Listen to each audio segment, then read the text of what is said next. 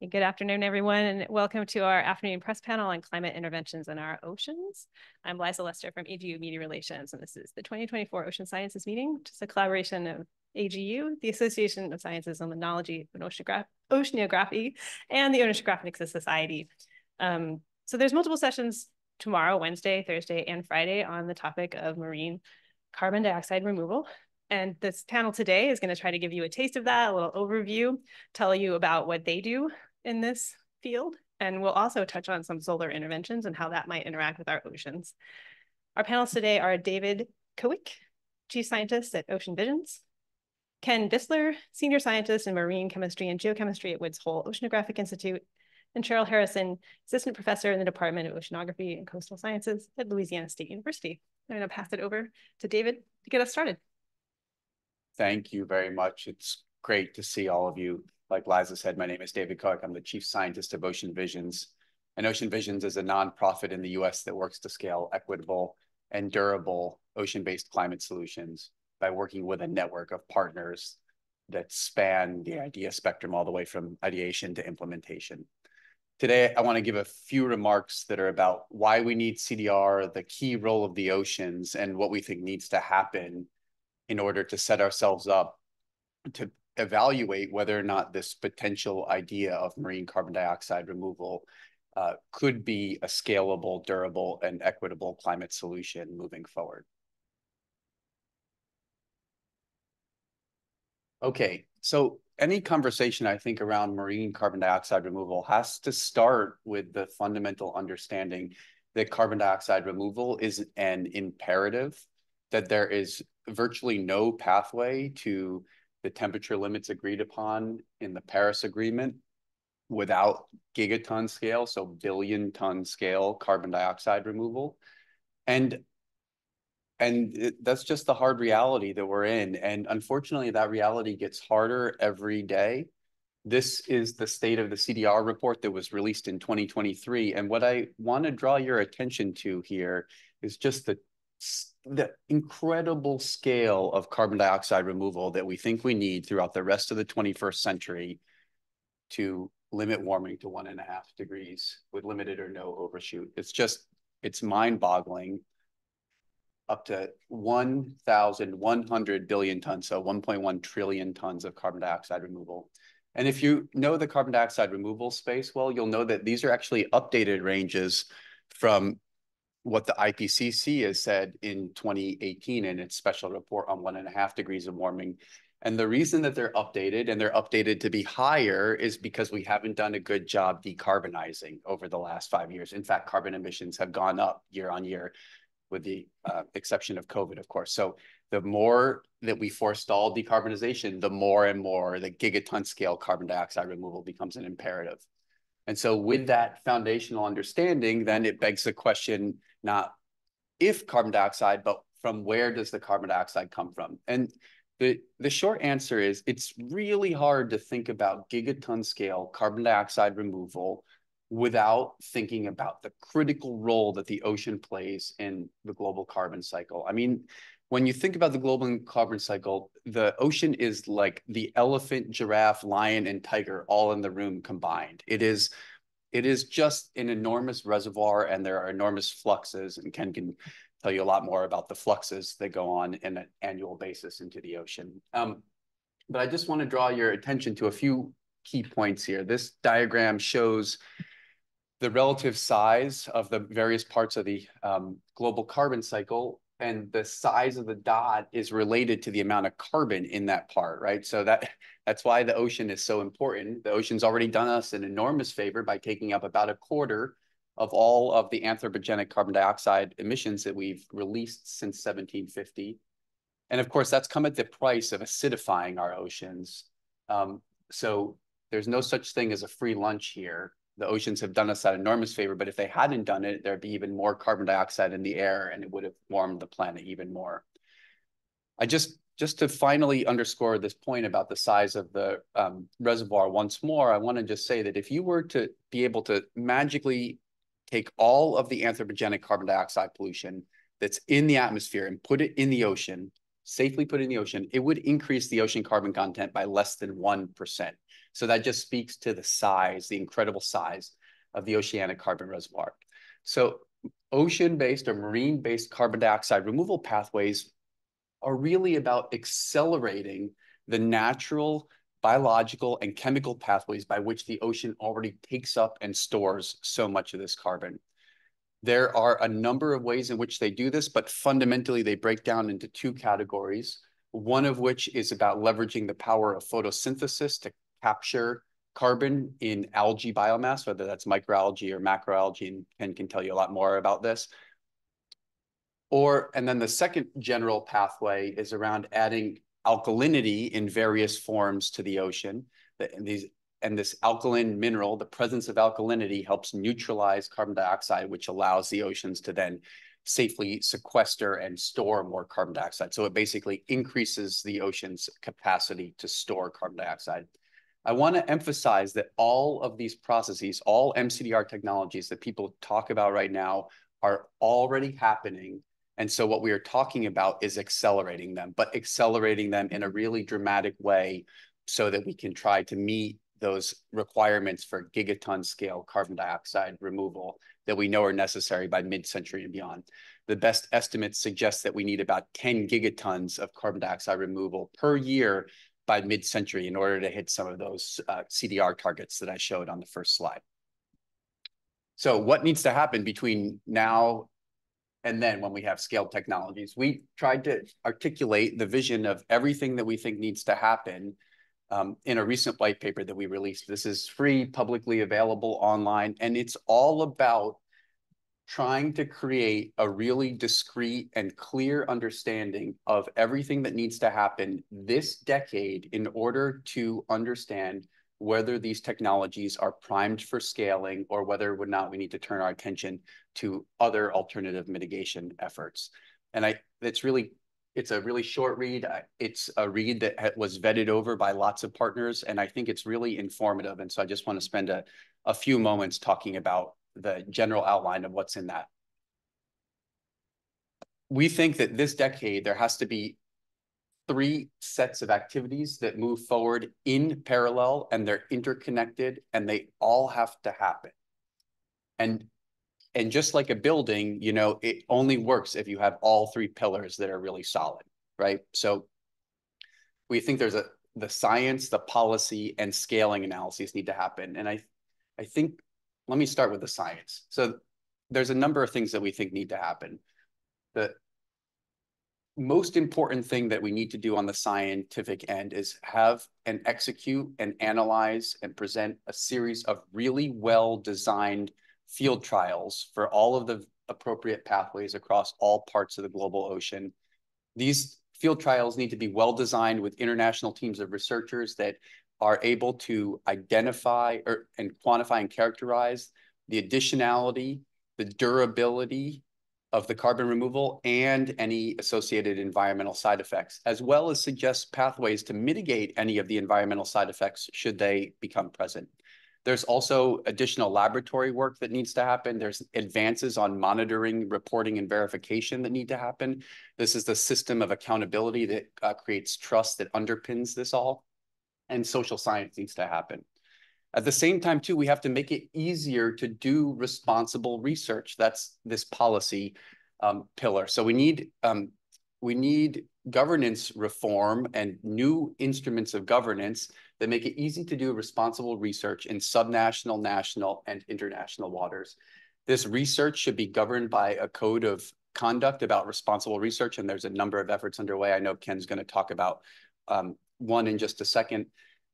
And we also really need to be expanding the dialogue so that this is on the minds of climate policymakers around the world. We saw an amazing uptick in interest in CDR and marine CDR at COP28, and that needs to just continue to accelerate.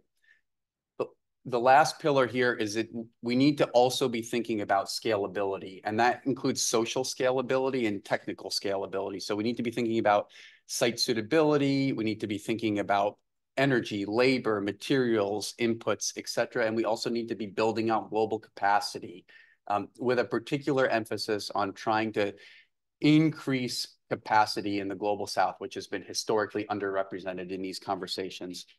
The key here is that we're going to have to walk and chew gum at the same time, right? So we need to both do the fundamental research and prepare for potential scaling and deployment should this research this decade prove that these technologies are efficacious and safe.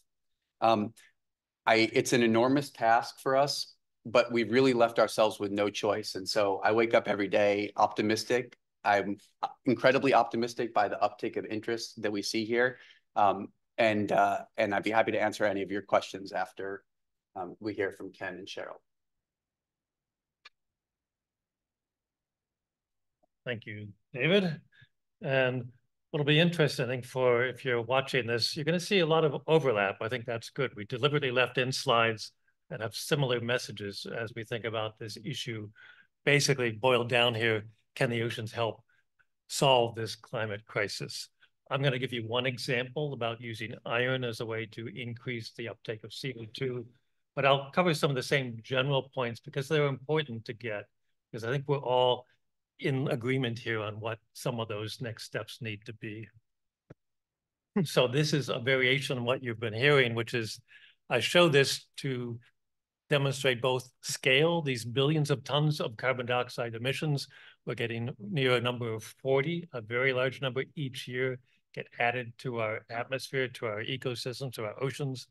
And the first thing we do have to say, and I think we all agree on, is that gray going down is the emissions reductions. That's what we've failed to do, I think, and many people aggressively enough. But that's the biggest part of any of these future scenarios. So we're going out in time to 2100. But along with that, to keep to these climate, to reduce human suffering and environmental loss, we will have to remove legacy carbon dioxide in the atmosphere and any remaining issues that are very difficult to avoid from fossil fuels.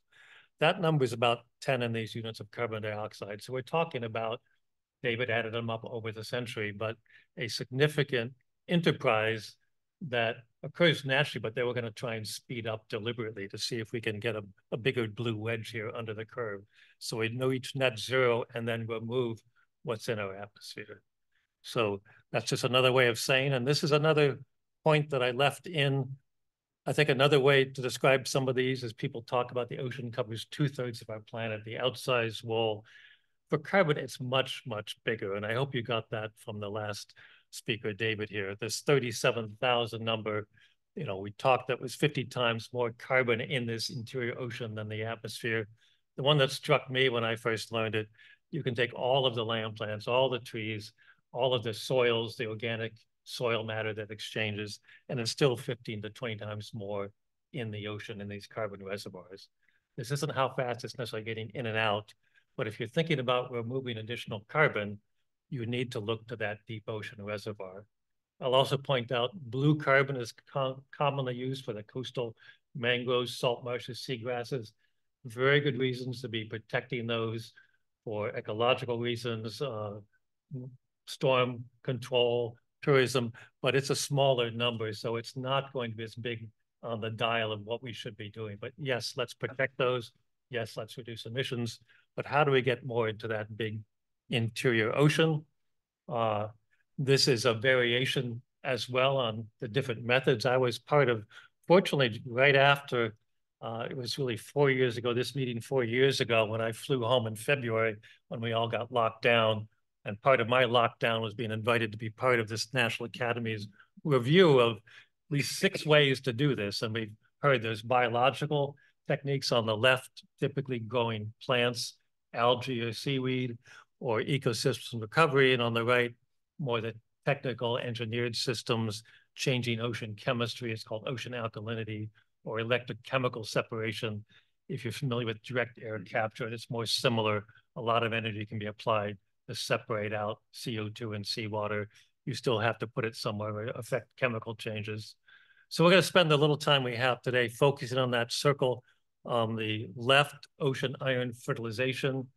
There's, I think, good reason to be thinking about that as a potential path forward, something that needs to be studied. In fact, when we took this 300 pages, we wanted to distill it down into a few words. It was, we need an R&D program in this country and around the world that does all of these at once. And some of them are going to prove to be more effective at better cost point ratios. But the consequence of doing nothing is something that we should not let happen. We should consider everything we can do with the ocean to increase its capacity in fair, safe, equitable ways. And that's what this is all about, setting forward a research plan. I actually didn't plan when I agreed to join the committee to be doing what I'm doing today, which is leading a group considering again what I started my career in, which was this idea of iron addition. So why iron? You know, these are, we're looking at a microscopic image of a diatom called Phytoceras plants in the ocean. They're very beautiful. They're very small. You normally don't see them. But just like your plants in your garden, they're going to need light. They're going to need phosphorus and nitrogen nutrients. But they also need small amounts of this element common on this planet, but not everywhere, by the way, iron.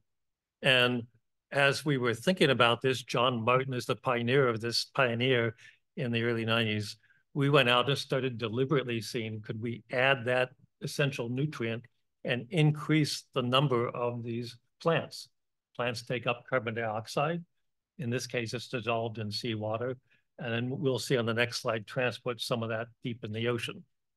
And so that's not Photoshop. Those are images before and after one of these experiments. We get a response in a couple of days.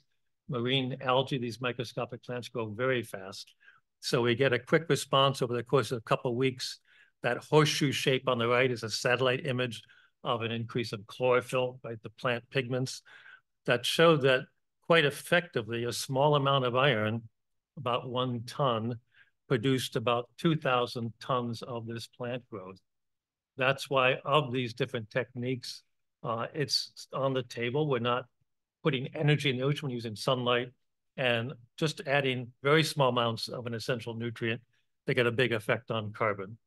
So we actually did this 13 times.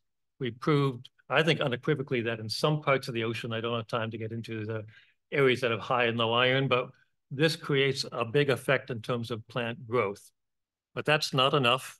We really are asking today a deeper question. And I was out there for over a month, and you'd leave before the plants sank or died or were eaten. And that's the question we really need to get to today is, if we put similar amounts, more iron in, what are the effects to get that sinking matter, the carbon in their cells? Plants are carbon, right? Animals eat that carbon, the zooplankton. All of this rains to the bottom. We call this sometimes marine snow. If you're looking out, if you're skin diving or scuba diving, that's often what you don't want in the water, to see the pretty fish. I care a lot about these little pellets. Sometimes they're fecal pellets, poop, basically, debris from that food web. And the key here is, if we can get down to depths, say 500 meters, 1,500 feet, a couple thousand feet, you can start isolating that water, that carbon, for centuries to millennia. We don't have to get it buried in the seafloor, but this natural process, this biological carbon pump process, has to speed up.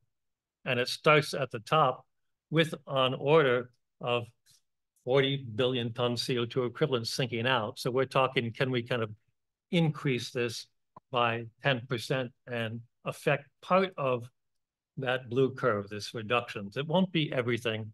We know there's limits. We need other nutrients, but we think it's worth exploring. And we proud to have kind of gathered some of the old school scientists that worked with me and a whole new generation with their tools to look at this question. We've bannered ourselves as exoists. We had to get exploring at the beginning. Makes it kind of hard to say, but we don't have an answer. We don't have an iron solution, but we do think it's worth studying. And internationally, we have about 35 institutions with over 50 scientists. We've been meeting close to once a month for 2 years. We've come up with things as a QR code to reports. Everything we do is out in the open about durability. How would we assess how deep it gets? Scaling, can we get to the 1 billion ton per year scale? What would the consequences be? Ecological impacts are really important. It's not just about counting carbon. That is worrisome. Maybe in Q&A we can talk about commercialization is often carbon accounting to make X dollars per ton, but we're intentionally changing the ocean. We hope for the better, but we better be sure about that. Costs will come in. Iron will always be at the lower end probably well less than $100 a ton. That's often used. 50 or less. Estimates vary though, because we just don't know at scale. And then my last slide is really about the very first thing we did, which was let's set ourselves some standards of why we're doing this, how you'd move forward in ethical and fair ways, and what is our motivation. In this case, we are not a company looking for a profit selling credits. We're trying to do science that might benefit someday humans and the environment. We really want to be part of following established protocols. We're using the ocean commons. These are outside of territorial EEZs. So who owns that? Who's responsible? So we're following conditions set out in the London Dumping Convention. The next two are more about the scientific process, open, transparent research. That's not always been the case with some of the marine CDR studies in the past, not always in the future, but we think it's important. And something maybe we should have done better 20 years ago is engaging the public in these discussions, making sure they're aware of the need, why, and what some of the concerns we have are. We want to answer questions and bring them forward to those audiences. So with that, pass it on. Cheryl. Great. Didn't have the clicker. Thank you. Next. Well, no, you went backwards, I think. There we go. My name is Cheryl Harrison. I'm a professor right up the river. What do you want me to do? Scooch the microphone. How's that? Good? And so I work a lot on carbon dioxide, not carbon dioxide removal, solar radiation management. So when we think of climate intervention or geoengineering, there's two main flavors. There is what they've been talking about, which is moving carbon from the atmosphere to a different place in the earth, either into the ocean or back into the ground from where it came when it was dug up to burn fossil fuels. The other one that people are working on is something called solar radiation management, and that's limiting the amount of radiation reaching the earth by various means. There's also a National Academies report on this that outlines all the different methods from 2021, and this is an image, an infographic from that. And so the main proposed interventions are stratospheric aerosol injection. So the stratosphere is the upper atmosphere, which is above where all the clouds and weather are. And this is inspired by what happens after volcanic eruptions. If you put some aerosols in the upper atmosphere, they quickly spread globally. That's just a property of the stratosphere and can cool the planet. And so you can use Earth system models or climate models to simulate how that would work and what the side effects would be, how it would affect the monsoon, how it would affect ozone, things like that. Another one that people have been talking about a lot is marine cloud brightening. And this is inspired by, we see ship tracks making clouds brighter along their trajectories. So basically there are places in the lower atmosphere above the ocean where clouds are easily triggered. And you can do this artificially through like spraying salt spray.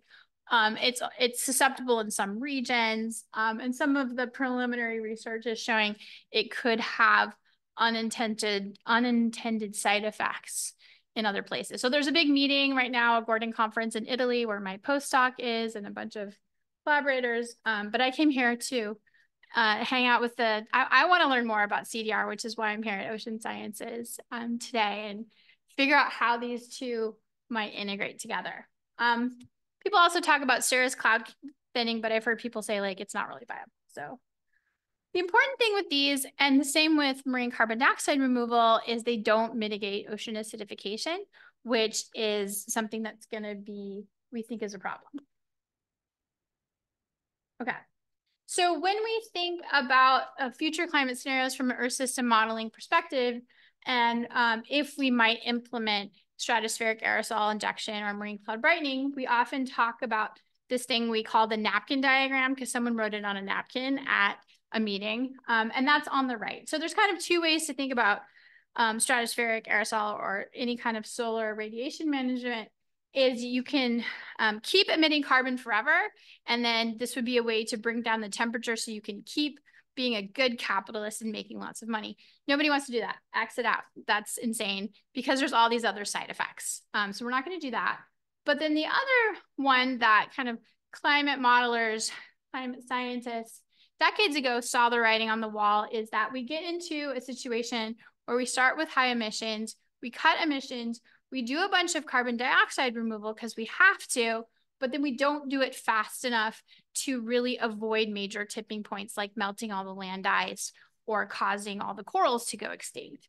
And so that's this peak, this kind of red shaded area where we would have some ecosystem impacts. And that would be a motivation to do some short-term solar radiation management to avoid, you know, things you couldn't get back. We can't get land ice back modulate without an ice age, which is not going to happen.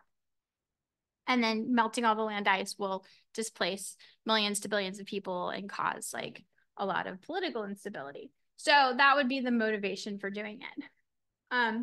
However, there are potentially a lot of implications for marine ecosystems and terrestrial ecosystems that are extremely understudied. This is a paper perspectives piece we put out in PNAS a couple of years ago.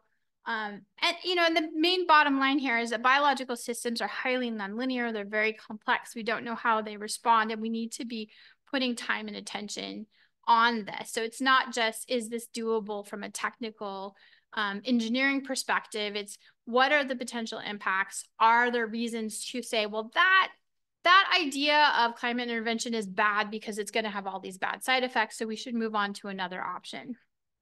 And these guys are already thinking through these questions. Yeah. So again, the main take home with all of these interventions is they don't mitigate ocean acidification. So this is an image of two climate model simulations, one with climate intervention, which is the bottom row with stratospheric aerosol injection, and one without in a future climate scenario called the overshoot scenario, which is this one that goes up and goes down. And what we see is if we go from the top with no intervention to intervention, we can mitigate sea surface temperature, so we can get the global temperature down, but it doesn't affect pH. It doesn't change acidification at all. And in fact, for some measures of pH, like aragonite saturation, which is important for certain calcifying critters in the ocean, it actually makes it worse. And the ways that different organisms in the ocean respond to ocean acidification is it's complex and it's really uncertain. And so these are another things we need to study in detail. So for example, on the top here, these are corals. And one is a coral on acid in the right, where it's all misshapen and grown. So it's growing in an acidified ocean and it's having a hard time. And in the bottom, these are pteropods off the west coast of the US, where it's naturally acidic, and they just can't build their bodies. They're dissolving as they're growing. And so this will affect potentially the food web. And I've highlighted a couple of things here. So we have direct effects on individual organisms, but then indirect effects because they're important pieces of the food web. So what my lab is doing is we're partnering with the climate modeling community and also the fisheries modeling community, and also ecosystem modelers. So we're looking at working with FishMIP. I'm one of the coordinators, and we're running a whole protocol looking at how fisheries might respond to these different climate interventions. And we're really interested in single interventions, both from the stratospheric solar radiation management side, but also combined interventions. So what if we put ocean alkalinity enhancement together with solar radiation management? Would they combine to cause more acidification? Would you potentially like mitigate that with alkalinity enhancement? How might that work? We also work with NOAA, and we're thinking about corals and how corals might be impacted in terms of reduced bleaching, but also enhanced. So when the light to the corals is reduced, that affects how they respond to bleaching, and also the pH affects them. Yeah, and I have a student who's working on sea level rise in mangroves, which is fun. We just started doing that. And so I'm part of the NCAR, the National Center for Atmospheric Research Community Climate Intervention Strategies working group.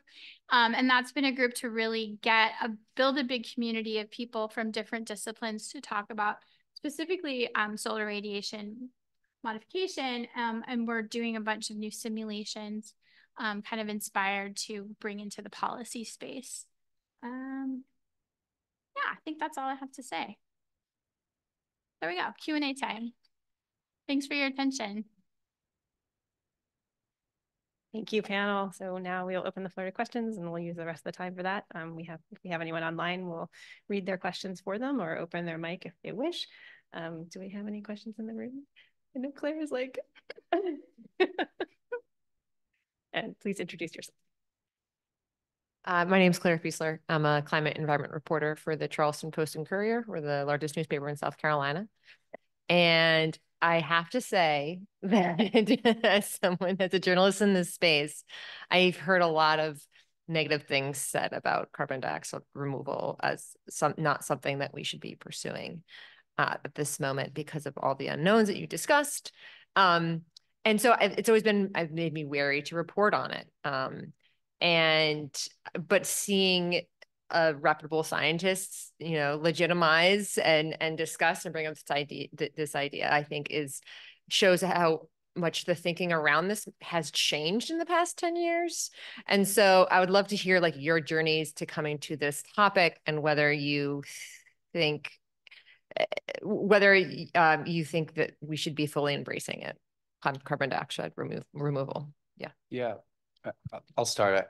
I live in California, and in September 2020, we had the wildfires. And so I stepped out my door one day and I thought I was living on Mars, right? And then the rest of the world looks and they say, California is on fire.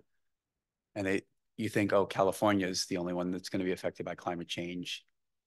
And then you see that in the summer of 2023, you have all these fires in Northern Canada that do the same for the East Coast of the US, one of the places that we thought was far more resilient to climate change. So it's a really visceral wake up when you step outside your door and you see that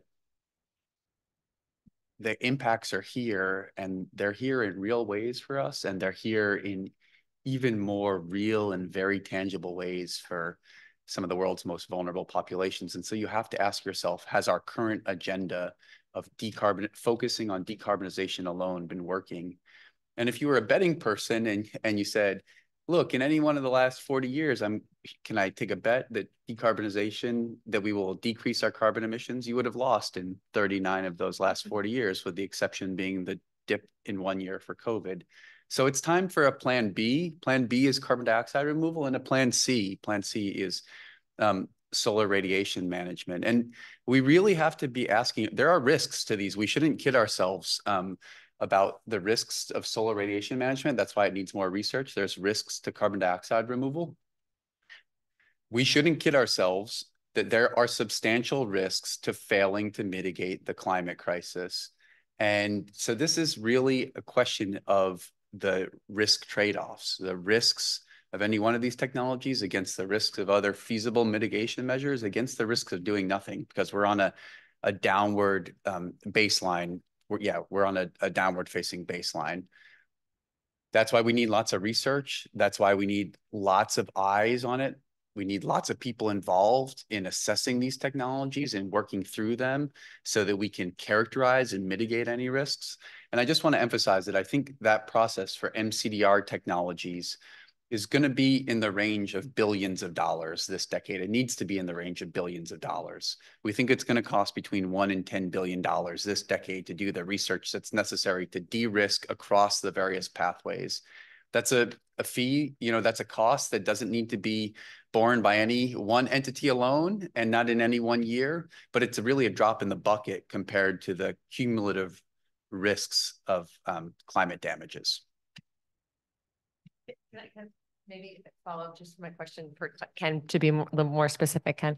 The National Academy's report seems really interesting. I immediately went to download it. Maybe you can talk about the nature-based solutions in sequestering carbon and whether, to what extent that can bring us to the goals we need to meet versus the more technological-based approaches. Just as part of your answer, that'd be helpful. Thanks. Part of that answer, and I think I do want to get back to your first thing, the journey part is, 15 years ago, we had done several experiments. These 13 experiments did not cause permanent environmental harm when we did them, and we learned a lot. We didn't learn everything we needed to know, but I was part of a panel where a panelist was out. This is 15 years, about the time of the Deepwater Horizon oil spill, where in Louisiana, this was offshore, horrible images, right? Smoke, oil. And this scientist was adamant that, even the next ocean iron experiment is going to cause more damage than what you're seeing on television. And this is simply not true. We have to move ahead. And often when I hear skeptics of this, I'm skeptical. I'm a scientist, but if you don't have the data, how can you regulate where, when, at what scale to do any of this? So we really, I think, have to take it to a point where we can decide which paths to take, which new ones to bring in, and when to stop. And that's what really motivates me on this. As far as the nature-based, it became, and so we had, in the gap of years when we didn't have research going on, we had kind of the rogue pirates come in, people who could do this at pretty low cost, because the nature-based solutions by their design, whether you're going seaweed or putting iron in, a pretty low cost. We're not building factories. We don't need a lot of energy. So then you get people going out and doing unsanctioned experiments. They're not releasing the data. They're not getting the permits. And that set us back, I think, about a decade. And so I think nature-based have some advantages. Thinking of cost, Mother Nature's there. We're just tweaking the system. We have to be upfront that my intended consequence is to make those waters more green, more productive. Is that worth it for its carbon removal potential? I think yes, at this point, if it could be done in reliable, safe, verifiable ways, because of the consequences of doing nothing. And all of the CDI techniques, that got a little confused early in the SRM. They were effective, and if they remove CO2 of the atmosphere, which reduces surface ocean acidification by themselves. By reducing the atmospheric concentration, we're going to reduce surface ocean acidification. Changing chemistry helps that, ocean alkalinity, but the biological carbon pump, growing more seaweed, all of these, if they're effective, are going to reduce the burden on the ocean of the CO2 cycle, the solubility pump. That's also a long-term goal of these. And people do apply these regionally around, say, shellfish farms and things with that in mind, trying to enhance growth of juvenile shellfish. So we've got a lot of common goals here, but I think definitely the message you're getting is worth, in our case, another look. But let's make sure we do it before we get the next rogue experiment or a commercial company where someone is selling you essentially snake oil and saying, yeah, you feel good, but hey, that's the thing. This is it. That's the thing, and I'm worried about that. Yeah, me too. Can I? Yeah. Yeah, please go ahead. So I didn't mean to exclude you at all in the conversation. No. Love your input. So I went through cancer with my mom, right? And she had stage 3 cancer, and she did not want to do chemo and radiation. They weren't natural, and wanted to try all of these, I call them woo-woo solutions that were debunked and not scientific. And and we're kind of in the same state right now. We have made the planet close to uninhabitable for a large number of species. We're facing incredible human and ecosystem peril, right? And so we can't, we have to use all of the medicines we have in our arsenal, or things are going to be really bad. So, I keep thinking about migrant crises. You think about what we're doing at the border right now and what a hot topic that is. All of the refugees from Syria, multiply that times 1,000 globally, and think about the instability that will cause, sea level rise, crops failing, big, massive heat waves, fires. So we have to use all of the tools we have, and we've waited way too long. So we don't have the luxury of sitting on our hands and saying, well, I'm not comfortable with that because it's too scary. Yeah, chemo and radiation are super scary and have a lot of potential side effects, but if you don't do them, you die. That's how cancer works. So I think there's a lot of psychology there, clearly. And people are really afraid of technological solutions. They don't understand them. Nature-based solutions sound warm and fuzzy. Seaweed farming could be much worse for fisheries than other methods that are much more engineering focused. And so it's not a rational response, it's a gut response. It's very, I have like famous, you know, oceanographers come up to me and say, I am not comfortable with these technologies. It's a very gut response that we have because we don't, you know, some people have said it's like, they think of it like nuclear war and like, you know, Star Wars, like the whole Reagan Star Wars thing, and that we're afraid of governments like making decisions for good reason. Like that's not a baseless fear at all. So our role as scientists is to provide good information. And, you know, we're all not in the for-profit space where we're going to spin yarns and tell you stories and like try to sell you the snake oil, which is totally a real thing.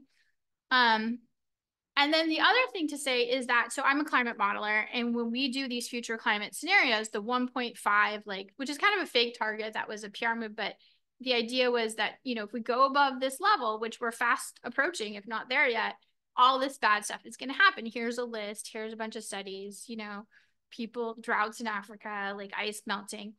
But like every future climate scenario that gets us below that target assumes a massive amount of carbon dioxide removal. It's not avoidable. So we have to figure out how to do it in a responsible way that's equitable, that's going to do have the least side effects as possible, right? You don't want to kill the patient when you have cancer. You want to keep them alive.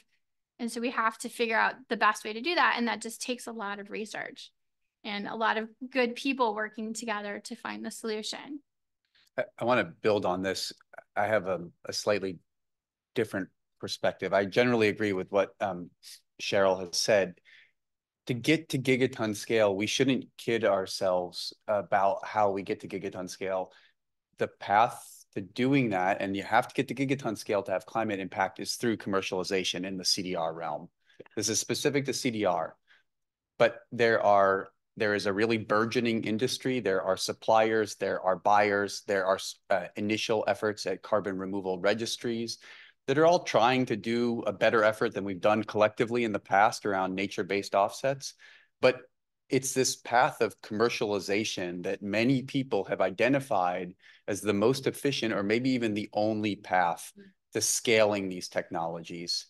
And so whether or not that commercial, you know, whether or not that activity ends up in the form of a voluntary carbon market or compliance-based markets, governments purchasing, yeah, I think a lot of that is still to be determined, but there will be commercial actors that are trying to scale carbon dioxide removal. And so our role is to work alongside them to make sure that that happens responsibly, equitably, safely, and justly.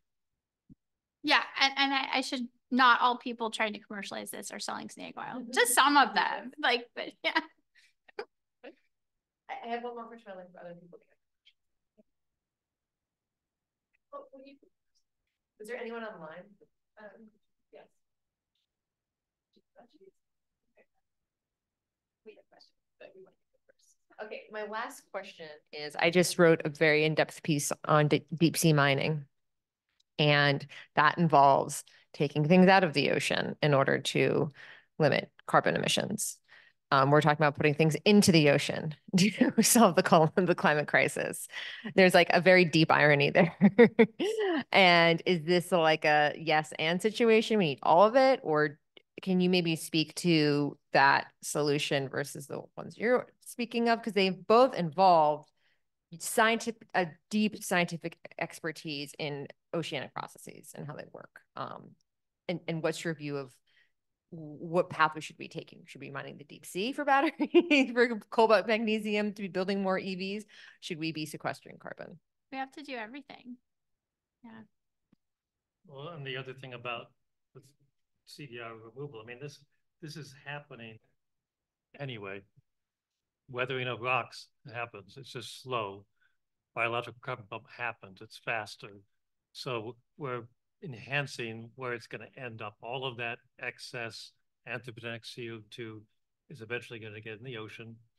If we can speed that process up and move it deep and durable, then we can reduce human suffering and environmental loss. It really comes down to that. And so to me, it's very different than dumping in a waste sense. But yet, you know, you could argue there are some analogies there, and we are going to have trade-offs. That would that trade-off of speeding that up, changing that the ocean ecosystem, be worth it if we can save the Great Barrier Reef or something like that? And I think we're not there yet. We don't have the answers, but it's certainly, I think, of a scale that we have to really realize we are changing the ocean. Otherwise, it's not working.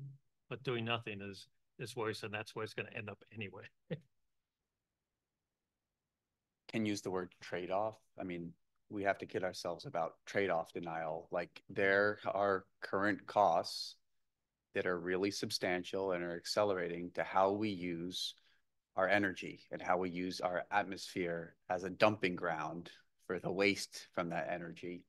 And so if we are going to mitigate that risk, there are other risks. And what we need to do, I think, is have the structures in place to have like much more structured, inclusive conversations across civil society and governments about the relative trade-offs of all of these things. I think there's just not enough people who are even aware of these sorts of trade-offs, much less have the capacity to participate in these kind of conversations and weigh risks and benefits against one another.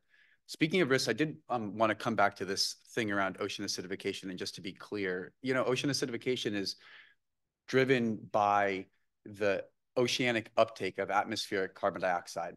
As carbon dioxide removal technologies remove that carbon dioxide burden, it will reverse ocean acidification. And so it is a slow process. It will take a long time. But as we take away those thousands and thousands of gigatons, or hundreds and hundreds of gigatons of anthropogenic carbon, ocean acidification will reverse, and we will move back from a position that is currently more acidic to one that is less acidic. I think we've done a pretty good job of using our time, but I wanted to ask one more question of you all. So you all touched on ethics, I think, and being equitable and bringing in the global South, have their voices heard, community being included from around the world. Are there risks that you think could potentially be, I guess, unequal? And what might some of those be? So are there foreseen risks of some of these technologies that could fall more heavily on some parts of the world than others? And how do we get these voices in, given, as you mentioned, it's like, who is the regulator for this global process? So the challenge with any carbon dioxide removal technology is that the risks are localized and the benefits are globally diffuse. And so we really have to think about the risks in any given location, especially because, like I said, doing this at scale in any location will change ecosystems, whether that's for terrestrial-based CDR, marine CDR, direct air capture facilities. It's just, you're talking about really big, huge pieces of infrastructure or huge operations. Those will have ecosystem impacts. Again, I think we need better tools to compare the risks of any one of those actions against the risks of doing nothing, against the risks of alternative mitigation measures. But that's really the trade-off, that the risks are localized. That's the challenge, is that the risks are localized, but the benefits are diffuse. But if we can come together and scale those benefits, they could really be enormous. Perfect. Thanks for your question. Someone back there. Oh, sorry. Yes. Hey, I apologize for coming in late. I was just across the hall at the modeling for marine CDR exhibit to hear a presentation about doing enhanced ocean alkalinity with wastewater from wastewater treatment plants. And I'm curious what you make of that idea and whether that has potential, since this water is already being discharged, pH is already being modified in that water. Do you think that idea has some potential to mitigate some of the potential ecological risks and so on? Well, it's taking advantage certainly of infrastructure, and as you said, places that are already disturbed by large-scale inputs with water of different temperature, different quality. And so I applaud that kind of approach. Let's add to what we're already doing in ways. But, you know, for that technology, there's other ways to do it. Reverse osmosis, that's not universally done around the country, but at scales. But there are places like that. There are people who do beach nourishment. I mean, there's lots of ideas out there being explored, but that one in particular, it also gets maybe around. It's not as simple as this, but some of the permitting, because that's in place, right?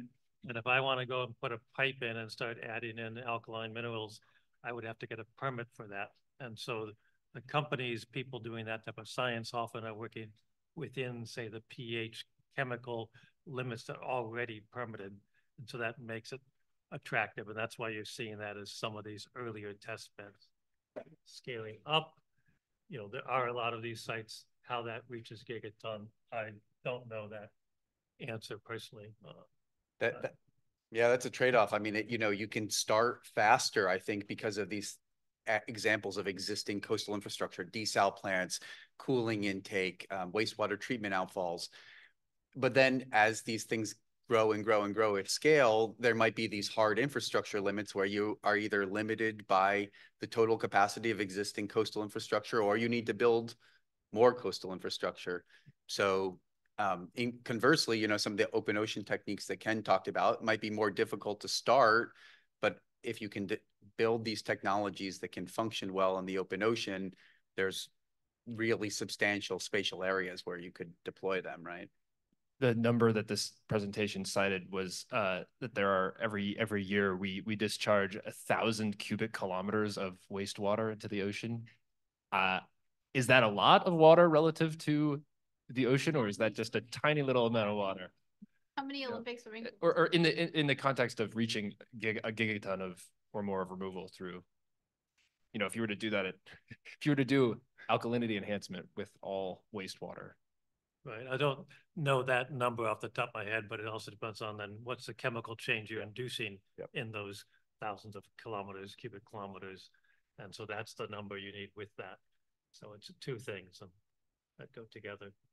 You're asking for some pretty impressive back of the envelope math in our heads in real time. And sorry. I'm not going to be able to give that to you. That's a good question. Yeah.